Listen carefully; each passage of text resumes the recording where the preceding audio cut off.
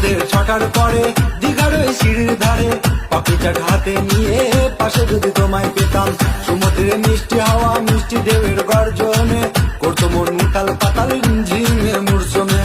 দীঘার ওই বালু চড়ে কত রঙের পাখি ওড়ে, জড়িয়ে স্নান করে মনের আনন্দতে।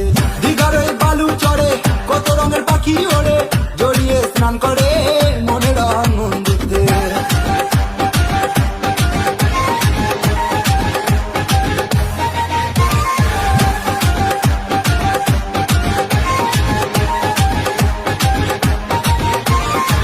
বুম্বাদার শহর দিয়ে যেতে হয় ভ্রমণেতে, মনেতে বাজনা বাজে দেখা হবে বলে।